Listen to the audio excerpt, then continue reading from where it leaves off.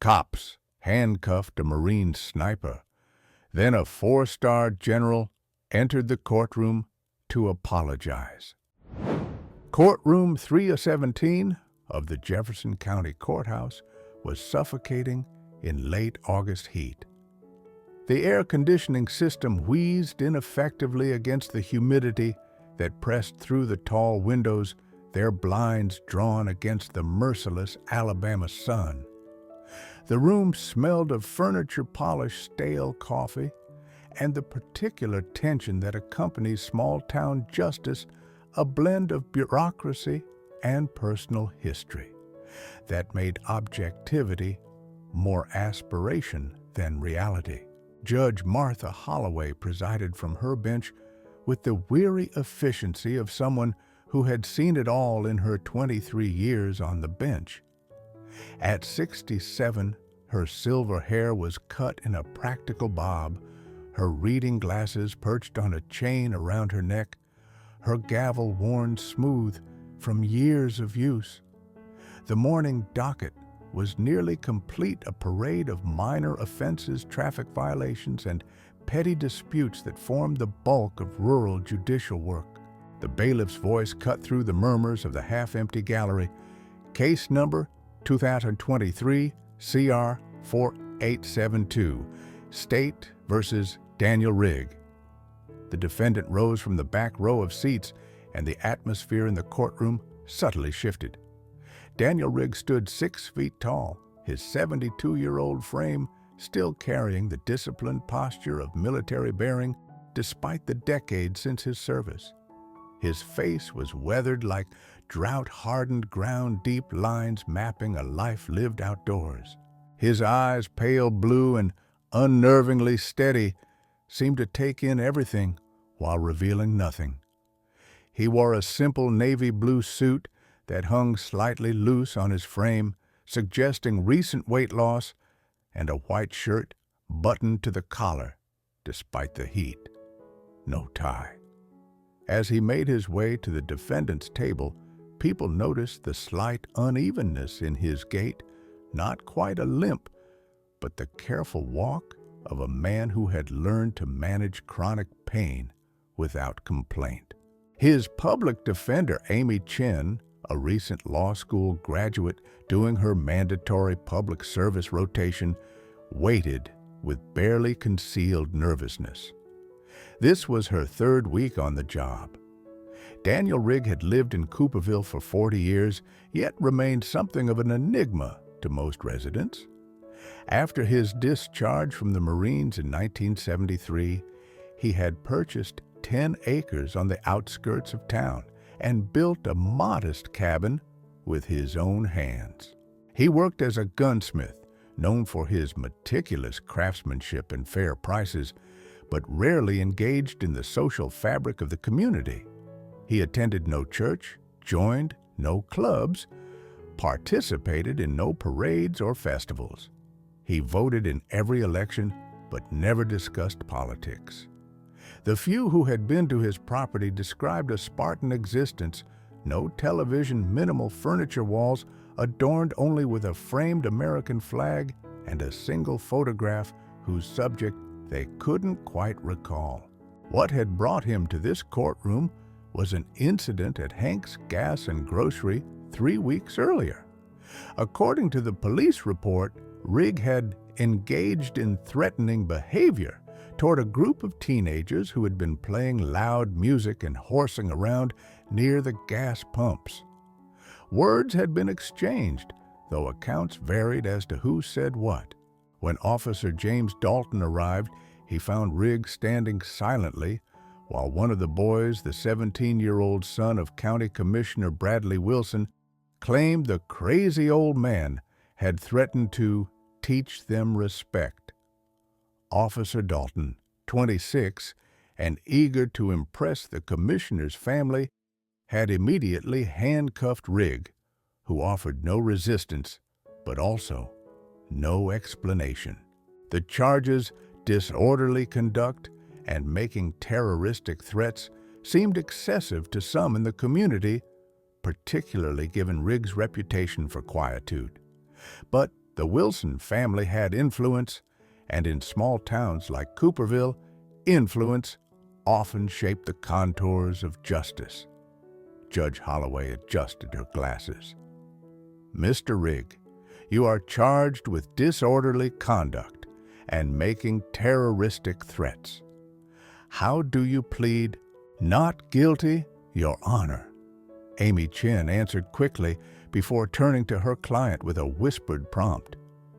Daniel Rigg remained silent, his gaze fixed somewhere in the middle distance, as if seeing beyond the wood-paneled walls of the courtroom to some horizon invisible to others. Mr. Rigg, Judge Holloway said, a note of impatience creeping into her voice, you need to enter your plea personally. After a moment that stretched uncomfortably, Rigg spoke, his voice a low, graveled rumble. Not guilty, Your Honor. Very well. Given the nature of the charges and Mr. Rigg's ties to the community, I'm setting bail at $500. Trial is scheduled for September 15th. Next case.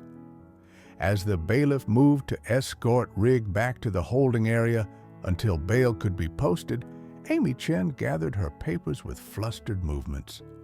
She had been assigned this case just yesterday and had barely had time to review the file, let alone develop a rapport with her taciturn client. Their pre-hearing conference had consisted largely of her questions and his monosyllabic responses or silence. Mr. Rigg, she said hurriedly as he was led away, I'll come see you this afternoon to discuss strategy. He nodded, once his expression unchanged. In the cramped interview room of the county jail that afternoon, Amy Chen spread her limited case materials across the metal table. Mr. Rigg, I need you to help me understand what happened at the gas station. The police report is, well, it's clearly biased toward the Wilson boys' account. Rigg sat with his hands folded on the table, the fluorescent light casting harsh shadows across his face. Not much to tell. Boys were being careless around the pumps, playing with lighters showing off. I told them to stop. Did you threaten them? No. Then why would they claim you did? Embarrassment. Pride. He paused, then added, fear. Fear of what? Some people find me unsettling. Amy studied him, trying to reconcile the soft-spoken man before her with someone teenagers would find frightening. Mr. Rigg, I need to build a defense. Is there anyone who might have witnessed the interaction? Anyone who could speak to your character? For the first time, something like emotion flickered across Rigg's features, a brief tightening around the eyes that might have been pain or memory. There's someone, but I'd rather not involve him. If he could help your case, he has his own burdens. Rigg's tone suggested the subject was closed. Amy sighed, frustrated but trying not to show it. Then we'll focus on inconsistencies in their statements and your clean record. You've never had any legal troubles before, correct? Correct. And you've lived here for 40 years. The file says 42. That's a long time to stay out of trouble just to start threatening teenagers at a gas station. She attempted a smile which Rigg did not return.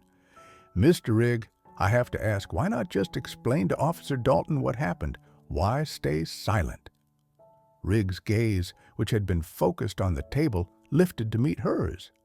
In his pale eyes, Amy saw something unexpected, not defiance or anger, but a profound weariness. Ms. Chen, I learned long ago that some people aren't interested in explanations. They see what they expect to see. And what do they see when they look at you? A ghost, he said simply, a reminder of things they'd rather forget. Before Amy could probe further, the guard announced their time was up. As Rigg rose to leave, she made one last attempt. Mr. Rigg, please reconsider contacting your witness. Without corroboration, this becomes your word against theirs, and the Wilson family has a lot of influence in this county." Rigg paused at the door. "Some battles aren't worth fighting, Ms. Chen." "And some are," she countered. "Isn't that what Marines believe?" For the first time, a ghost of a smile touched his lips. "You did your homework. It's my job. I may be new, but I take it seriously." Rigg studied her for a moment, then nodded. "I'll think about it." That evening, in his small office behind the county jail, Sheriff Tom Grayson was preparing to leave when his phone rang. The number was unfamiliar, with a D.C. area code. "Sheriff Grayson speaking." "Sheriff, this is General Samuel Wyatt, United States Marine Corps, retired." Grayson straightened instinctively at the authoritative voice. "What can I do for you, General?" "I understand you're holding Daniel Rigg on some trumped-up charges." "Sir, with all due respect, our department follows proper procedure for all arrests." "I'm sure you believe that." The general's tone made it clear he didn't share that belief. "I'll be arriving tomorrow morning. I expect to meet with Mr. Rigg, his attorney, and you. I also expect him to be treated with the respect he deserves." "General, I'm not sure what your interest is in this case, but—" "My interest, Sheriff, is in seeing justice done for a man who has seen precious little of it. Have a good evening." The line went dead, leaving Sheriff Grayson staring at the phone with a mixture of confusion and unease. After a moment's hesitation, he pulled Rigg's file and began reading it more carefully than he had before. By morning, word of the mysterious general's impending arrival had spread through the courthouse like wildfire. Amy Chen arrived to find Sheriff Grayson waiting outside the interview room, his usual casual demeanor replaced by an almost military stiffness. "Ms. Chen, there's been a development in your client's case." She clutched her coffee cup tighter. "What kind of development?"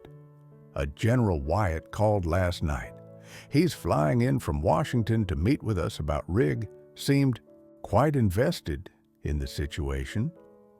Amy's surprise must have shown on her face because the sheriff quickly added, "You didn't know about this. Mr. Rigg mentioned there might be someone who could speak for him, but he was reluctant to make the call." She hesitated. "Sheriff, who exactly is General Wyatt?" Grayson handed her a printout.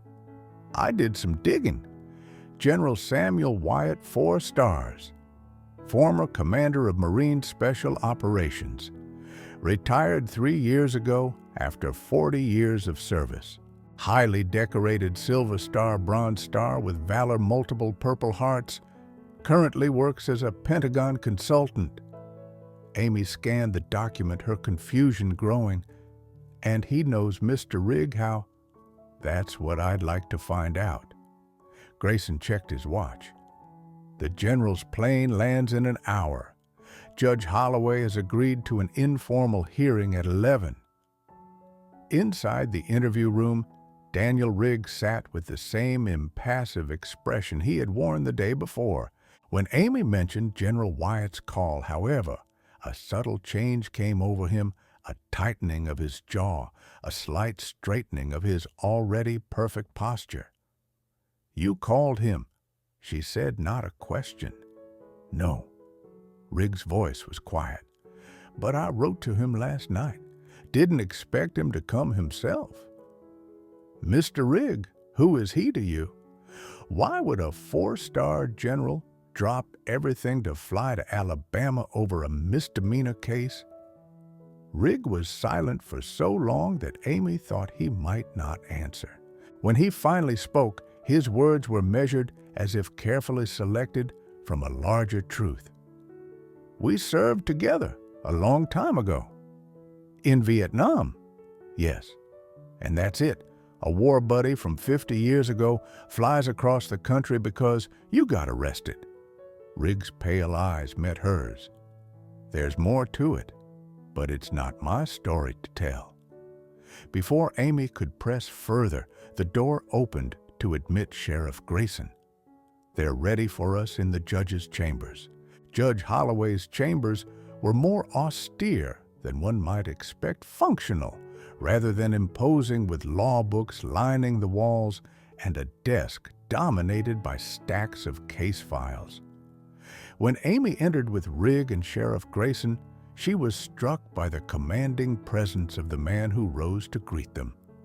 General Samuel Wyatt stood just over 6 feet tall, his posture ramrod straight despite being well into his 70s. His dress uniform was immaculate, 4 stars gleaming on each shoulder chest, adorned with rows of ribbons and medals that told a story of extraordinary service. His face was deeply lined brown eyes, sharp with intelligence, silver hair cut in the same high and tight style he had probably worn for decades. What caught Amy's attention, however, was not the general's impressive appearance, but the way he looked at her client with a respect that bordered on reverence. "Daniel," he said, simply extending his hand. "General." Rigg shook the offered hand, his expression softening almost imperceptibly. "Still not one for many words, I see." There was warmth in the general's voice, the familiarity of long acquaintance. Judge Holloway cleared her throat. "General Wyatt, while I appreciate you taking the time to join us, I'm still unclear on your role in this matter." "Character witness, Your Honor." The general took a seat, his movements precise. "Though I believe once you hear what I have to say, the charges against Master Sergeant Rigg will be reconsidered."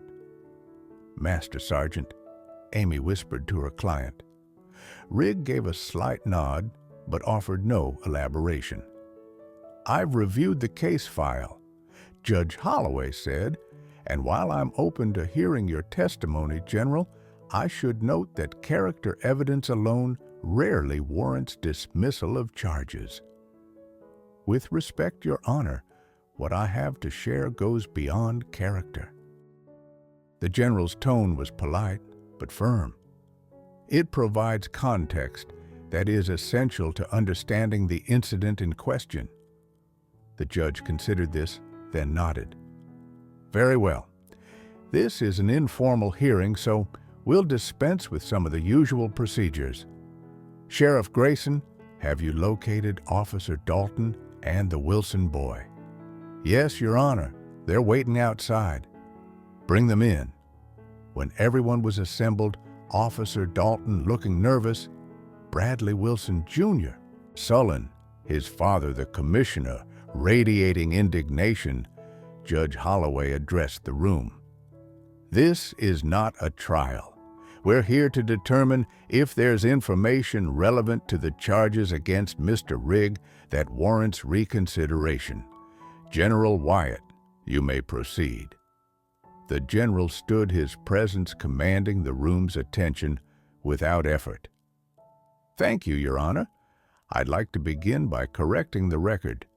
The man before you is not simply Mr. Rigg. He is Master Sergeant Daniel Rigg, United States Marine Corps, retired. One of the most decorated snipers in Marine Corps history, with 4 tours in Vietnam and classified operations I am still not at liberty to fully discuss." A murmur ran through the small gathering. Amy glanced at her client, who remained impassive, eyes fixed on the middle distance. "I first met Daniel Rigg in 1968 during my 2nd tour. I was a young lieutenant fresh out of officer training and assigned to a forward operating base near the DMZ. Sergeant Rigg was already a legend, 27 confirmed kills, though the actual number was much higher. He could disappear for days, moving through territory crawling with NVA, and returned with intelligence that saved countless American lives. The general paused, his gaze sweeping the room. But that's not why I'm here today. I'm here because of what happened on April 12, 1971. April 12, 1971 was my darkest day in Vietnam. General Wyatt continued, his voice taking on a gravity that commanded absolute attention. I was a captain by then, leading a company on what should have been a routine patrol near the Laotian border. Intelligence had indicated minimal enemy presence in the area. That intelligence was catastrophically wrong. He paused, and Amy noticed a slight tremor in his hand, the only visible crack in his composed exterior. We walked into an ambush. Overwhelming force, at least 3-to-1 odds. Within minutes, half my men were down, and we were pinned against a ridge with no cover and no way to call for air support due to heavy cloud cover. The room had fallen completely silent. Even Commissioner Wilson's earlier bluster had subsided in the face of the general's narrative. I took a round through the shoulder early in the engagement and was losing blood quickly. My radio man was dead. My second in command was trying to organize a defensive position with our remaining men, but it was clear we wouldn't last another 30 minutes. The general's eyes took on a distant look, as if seeing not the judge's chambers, but the jungle hillside of 50 years ago. What none of us knew was that Sergeant Rigg was operating in the area. He had been on a solo reconnaissance mission for 3 days, tracking NVA movements. When he heard the firefight, he could have easily maintained his position or withdrawn. His orders gave him that discretion. Instead, he moved toward the sound of guns. General Wyatt turned slightly to look at Rigg, who remained motionless, his gaze fixed on some invisible point. What happened next has become something of a legend in certain Marine Corps circles, though you won't find it in any official history books. Sheriff Grayson leaned forward unconsciously, as did Officer Dalton. Even the Wilson boy seemed captivated despite himself. Over the next 4 hours, the enemy positions began taking casualties from an unseen shooter, precise, methodical. One by one, their machine gun nests fell silent. Their snipers, positioned to pick us off if we tried to move, were eliminated with shots that seemed to defy the laws of physics' extreme distance through heavy foliage and fading light. The general's voice grew quieter, forcing everyone to lean in. I was slipping in and out of consciousness by then, but I remember the gradual realization among my men that someone was out there, someone on our side, systematically dismantling the enemy force that had us trapped. It created just enough chaos and confusion for us to establish a defensive perimeter and hold out until a break in the weather allowed for medevac helicopters. He straightened his voice, regaining its strength. 27 men survived that ambush. 27 men came home to their families, had children, lived lives. Because of him. He nodded toward Rigg. The official after-action report credited the rescue to timely air support and determined resistance by our unit. But those of us who were there knew the truth. Judge Holloway, who had been listening with rapt attention, cleared her throat. General, while this is certainly a remarkable story of heroism, I'm not clear on its relevance to the current charges. I'm getting to that, Your Honor. The general's tone was respectful, but firm. What I've shared so far is context. What comes next is directly relevant to how Master Sergeant Rigg might interact with civilians who don't understand who and what he is. He turned to face Officer Dalton directly. When we were finally evacuated, I insisted on knowing who had saved us.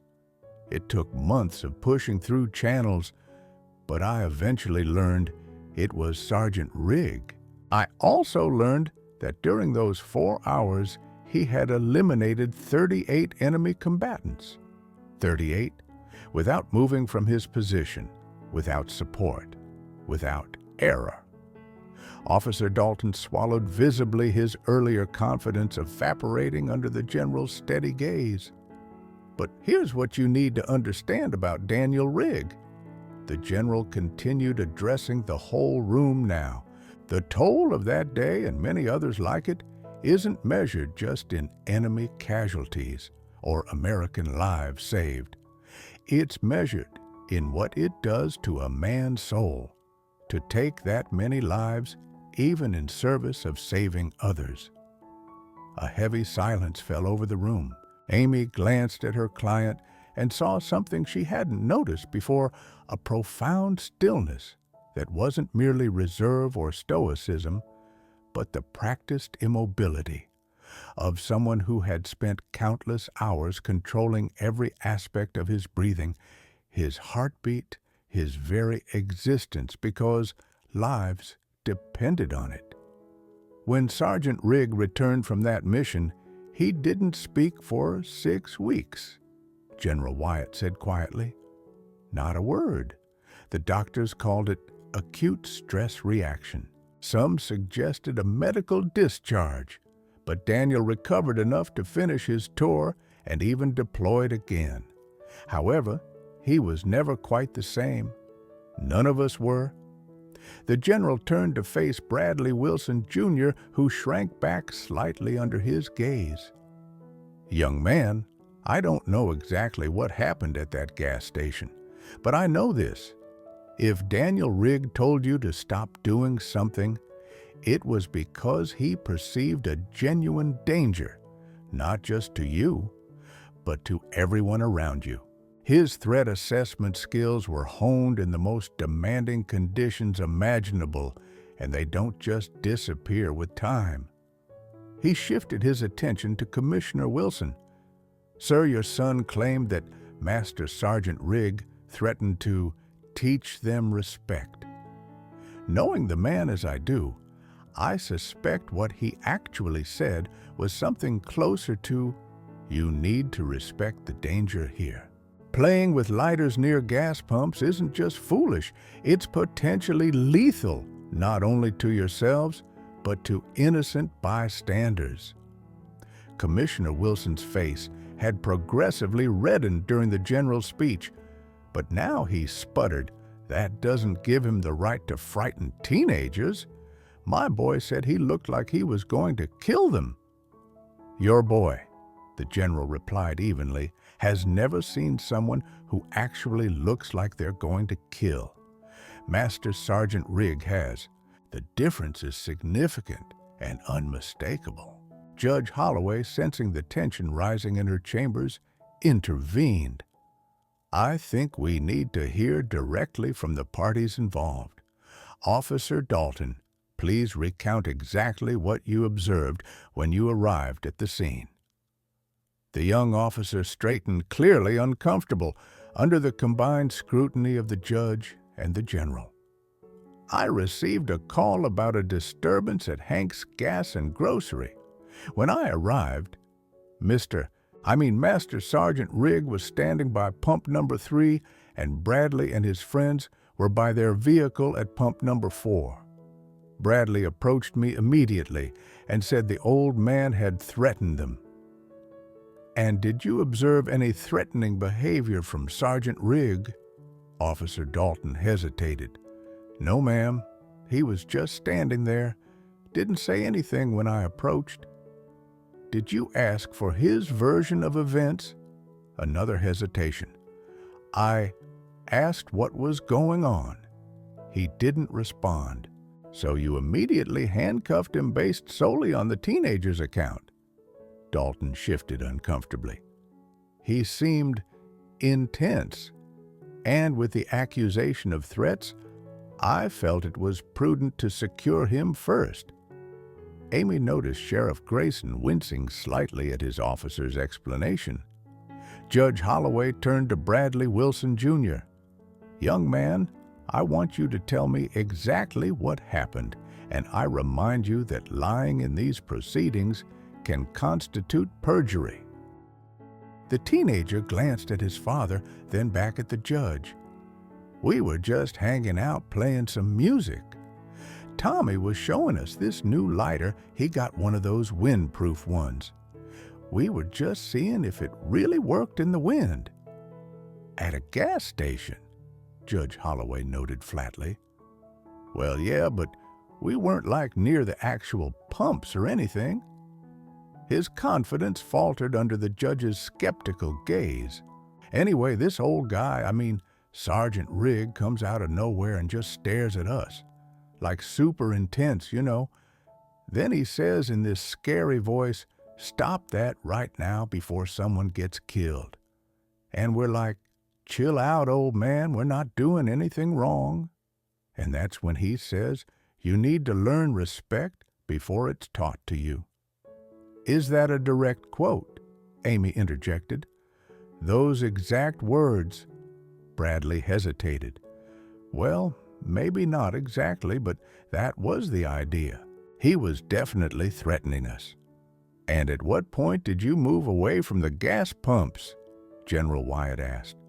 "What, after Sergeant Rigg warned you about the danger, did you stop playing with the lighter near the gas pumps?" We weren't that close to." "Answer the question, please," Judge Holloway instructed. "No," Bradley admitted reluctantly. "We thought he was just being a crazy old man." "So despite being warned about a potentially lethal safety hazard, you continued the very behavior that created that hazard," the general summarized. "And when law enforcement arrived, you characterized his safety warning as a threat." Commissioner Wilson stood abruptly. "Now wait just a minute. You're twisting this around to make my son look like the guilty party?" "No one is calling your son guilty," Amy said, finding her voice. "But it appears there was a significant misunderstanding of Master Sergeant Rigg's intentions." Judge Holloway turned to Rigg, who had remained silent throughout the proceedings. "Master Sergeant, would you care to give your account of what happened?" All eyes turned to Daniel Rigg. He straightened almost imperceptibly before speaking, his voice low but clear. "I was paying for gas inside. Through the window, I saw the boys by the pumps. One was flicking a lighter, showing off how it stayed lit in the wind. Another was filming with his phone. They were standing between two vehicles that were actively fueling." He paused, his expression unchanged, but his eyes focused now present in a way they hadn't been before. "I've seen what happens when fuel vapors ignite. In Da Nang, 1970. 3 dead, 17 injured. Burns are—" He stopped, something flickering behind his eyes. "I approached and told them to stop. They laughed." I said it more firmly.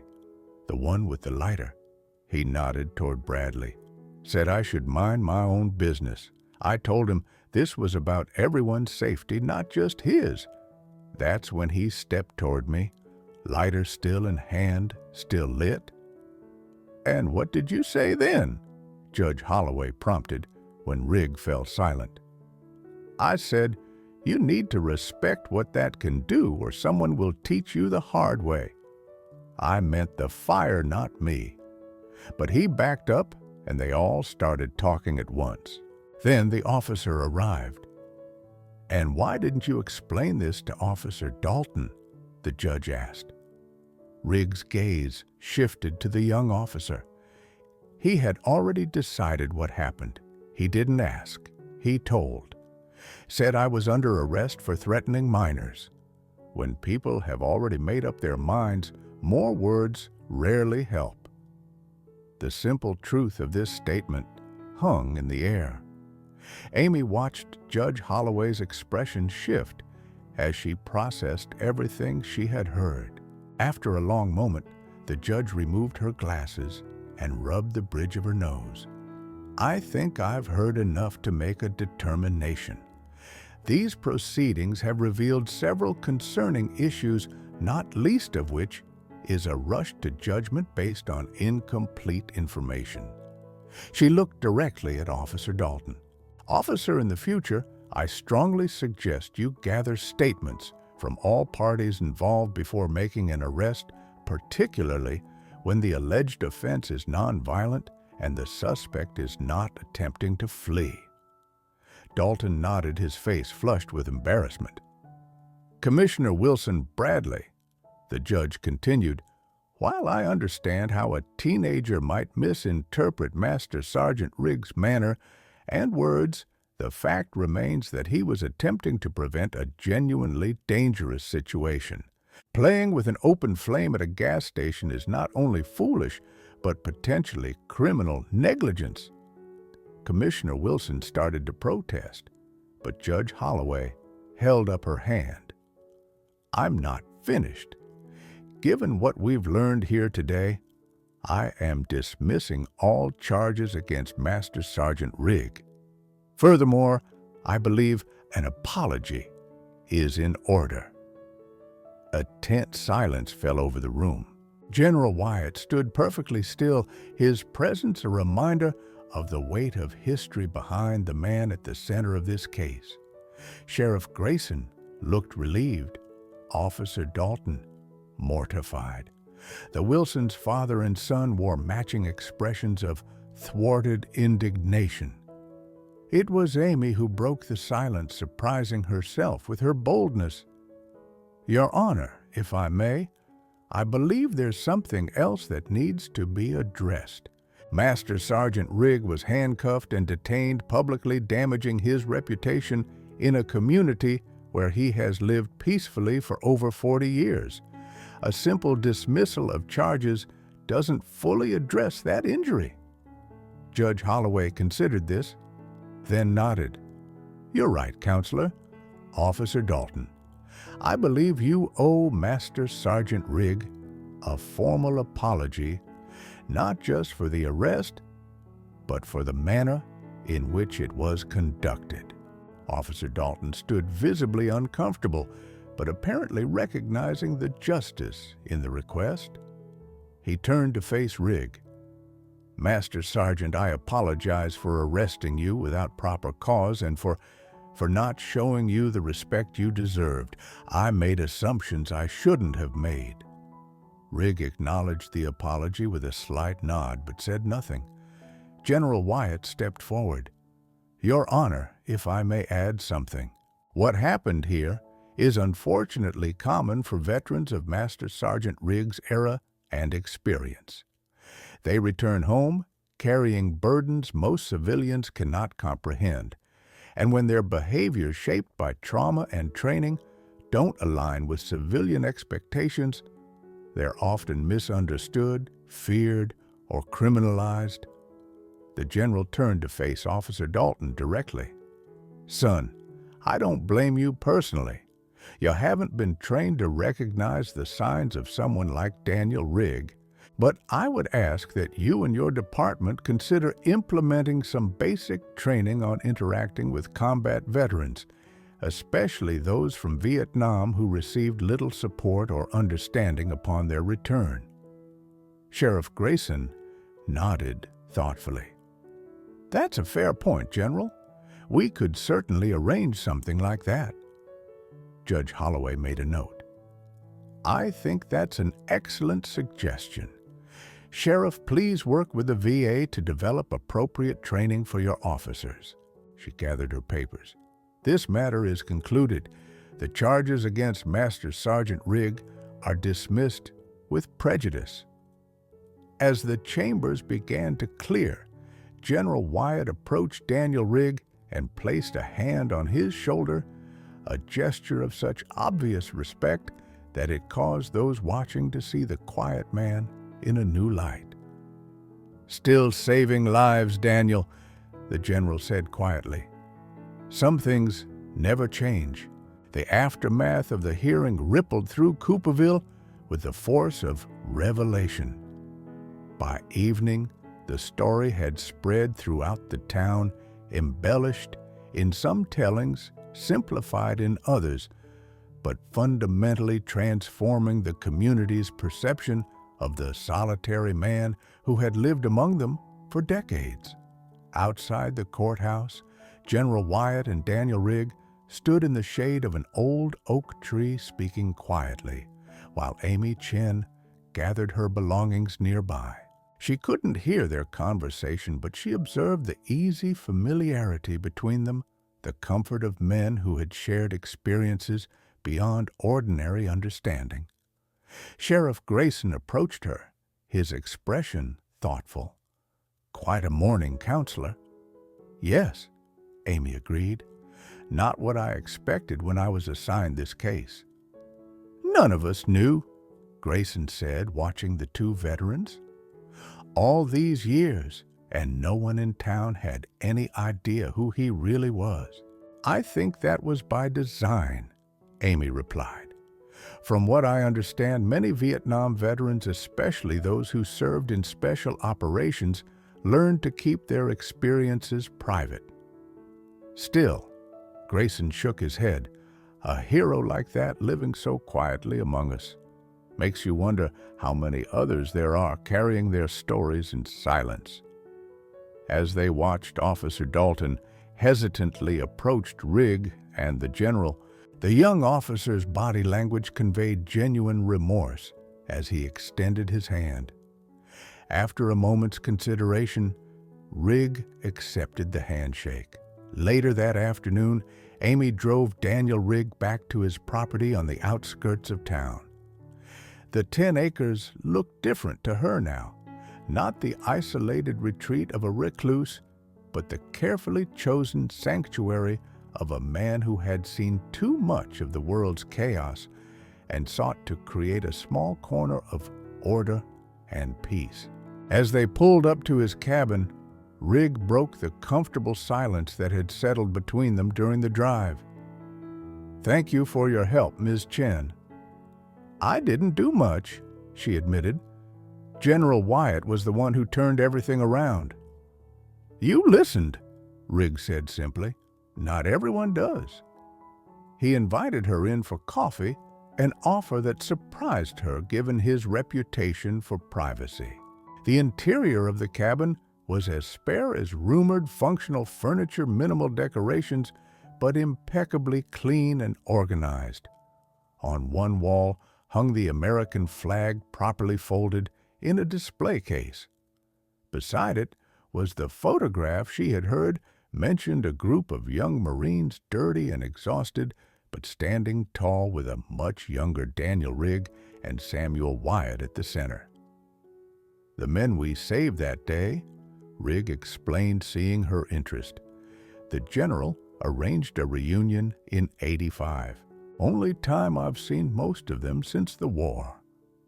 As they sat with their coffee on his small porch, watching the afternoon light filter through the pine trees, Amy found herself wondering about the life this man had lived, the weight he had carried alone for so many years. "Will you stay in Cooperville?" she asked. "After all this, I mean." Rigg considered the question, his gaze sweeping across the property he had shaped with his own hands over 4 decades. "This is home," he said finally. "One thing you learn in war: you don't abandon ground you fought for." Amy nodded, understanding that his connection to this place ran deeper than mere ownership. "The people here might see you differently now." "People see what they want to see," he replied, echoing what he had told her in the jail cell. "Yesterday they saw a crazy old man. Today they see a hero. Neither is quite right." "What would be right?" Rigg took a sip of his coffee before answering. "Just a man who did what was necessary, then and now." The following weeks brought subtle but significant changes to Daniel Rigg's place in the community. Sheriff Grayson, true to his word, arranged for veterans awareness training for his department, with General Wyatt returning to lead the first session. Officer Dalton, to his credit, threw himself into the training with genuine commitment, later visiting Riggs' workshop to learn more about his experiences firsthand. More surprising was Bradley Wilson Jr.'s appearance at Riggs' door 2 weeks after the hearing. The teenager stood awkwardly on the porch, shifting from foot to foot, clearly uncomfortable, but determined. Sergeant Rigg, he began haltingly, I came to say I'm sorry for what happened at the gas station and for lying about what you said. Rigg studied the boy with the same steady gaze that had once tracked targets through dense jungle. Why did you lie? The directness of the question caught Bradley off guard. I guess I was embarrassed and scared. You seemed so intense, and I didn't want to admit we were being stupid. Fear is natural, Rigg said. Lying about it isn't. I know that now. Bradley hesitated, then added, my grandpa was in Vietnam too. He never talks about it. After what the general said, I asked him about guys like you, snipers, I mean. He got real quiet, then said, you all had the hardest job of anyone over there. Rigg's expression softened almost imperceptibly. Your grandfather was right, but every man who served carried his own burden. Anyway, Bradley continued, I wanted you to know I'm doing community service at the fire station now. Chief Martinez is teaching us about fire safety. Says I have a knack for understanding hazardous materials. For the first time in their interactions, Rigg smiled, a slight upward turn of his lips that transformed his austere features. Good. Learn it well. Might save a life someday. As summer gave way to fall, Amy Chen found herself visiting Rigg's cabin regularly. What had begun as professional follow-up evolved into a mentorship of sorts, with the older man sharing his understated wisdom while she brought news of the town and fresh perspectives on the changes happening around them. On a crisp October afternoon, she arrived to find Rigg and General Wyatt, who had taken to visiting monthly, installing a flagpole near the cabin's entrance. The general thinks I should fly the colors properly, Rigg explained as Amy helped steady the pole while they secured its base. About time, Wyatt grunted, tightening a bolt. 40 years in this place, and you've kept that flag in a box except for Memorial Day. Never saw the point in displaying it just for myself, Rigg replied. It's not just for you anymore, the general said, nodding toward the road where a school bus was visible through the trees. Word is, the local history teacher wants to bring her class out here next month. Something about living witnesses to American history. Amy smiled at Rigg's expression, a mixture of alarm and resignation. Don't worry, I already told her you'd only do it if they come prepared with thoughtful questions. No general show and tell. Later, as they raised the American flag for the first time on Daniel Rigg's property, the three of them stood in silence, each reflecting on what the moment represented. For the general, perhaps it was the public recognition of a brother in arms too long in the shadows. For Amy, it was witnessing the gradual reintegration of a man who had been separate from his community for decades. For Rigg himself, standing straight-backed as the flag caught the afternoon breeze, it might have been something more complex, an acknowledgement that his private war, the one that had continued long after Vietnam, in the quiet battleground of memory and isolation, was finally finding, if not an end, then at least a different kind of peace. As winter settled over Cooperville, the changes initiated by that fateful hearing continued to unfold. Sheriff Grayson's department became a model for veteran interaction training in the region. Commissioner Wilson, humbled by the public revelation of his son's behavior, channeled his influence toward establishing a veteran support center in the county. And Daniel Rigg, while still preferring the solitude of his land, began accepting occasional invitations to speak with young Marines at the recruiting station in Birmingham, sharing hard-earned wisdom about the realities of combat and the challenges of coming home. 1 year to the day after the courthouse hearing, Amy Chen, now established in her own practice specializing in veterans' legal issues, organized a small gathering at Rigg's cabin. General Wyatt was there, as were Sheriff Grayson Officer Dalton, recently promoted to deputy, and a few others who had become part of Rigg's cautiously expanding circle. As they shared a meal at the long table Rigg had built for the occasion, the general raised his glass. "To Daniel Rigg," he said, his voice carrying the weight of shared history, "who taught me 50 years ago that sometimes the most crucial battles are fought by one man alone in silence and shadow, and who reminds us now that it's never too late to step into the light." Rigg, uncomfortable as always with attention, nevertheless met his old friend's gaze with steady eyes that had seen too much but still managed to look toward tomorrow. "To coming home," he said, simply raising his own glass, "however long it takes." Later that evening, after the guests had departed, Rigg stood on his porch, watching the stars emerge in the clear Alabama sky. Amy lingered, helping with the last of the cleanup, observing the man who had become both client and friend. "Penny for your thoughts, Master Sergeant," she said, joining him on the porch. Rigg was quiet for a moment, his gaze still on the stars. "Thinking about visibility," he said finally. "How so? Spent most of my life trying not to be seen. In the jungle, being spotted meant death. Back home, being noticed meant questions I couldn't answer, judgments I couldn't correct." He turned to look at her. "Now I'm visible in ways I never expected.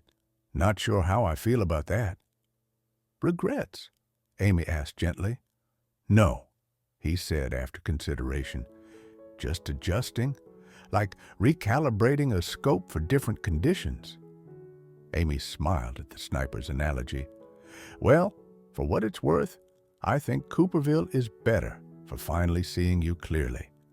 And maybe you're better for being seen." Rigg nodded slowly. "Maybe so." He glanced at the flagpole where the American flag had been properly illuminated for the night. Time will tell. As Amy drove away from the cabin that night, she reflected on the extraordinary journey that had begun with a simple misunderstanding at a gas station.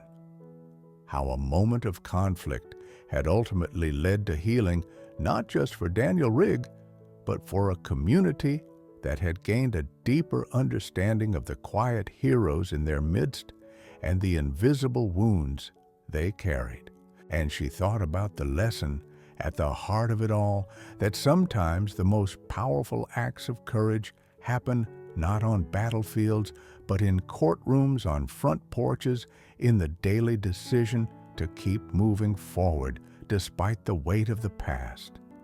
That true heroes don't always wear their medals or tell their stories. Sometimes they simply stand guard, watching for dangers others don't see, intervening when necessary, asking nothing in return but the space to find their own peace. In the end, perhaps that was Daniel Rigg's greatest victory, not the lives he had saved in a distant jungle, but the life he had built afterward, a life that had finally, after so many years of solitude, begun to include others who understood that his silence wasn't emptiness, but a space filled with experiences too profound for casual words, who recognized that his vigilance wasn't paranoia, but the ingrained habit of someone who had learned the hard way that safety requires eternal watchfulness, who saw in his measured responses not coldness, but the careful consideration of a man who knew the weight of words and actions. As the lights of Riggs' cabin faded in her rearview mirror, Amy made a silent promise to remember this lesson, to look beyond the surface, to listen for the stories people couldn't tell, to recognize that sometimes the most important truths are the ones left unspoken, and to understand that justice, real justice, requires not just the application of law, but the recognition of the full humanity of those who stand before it.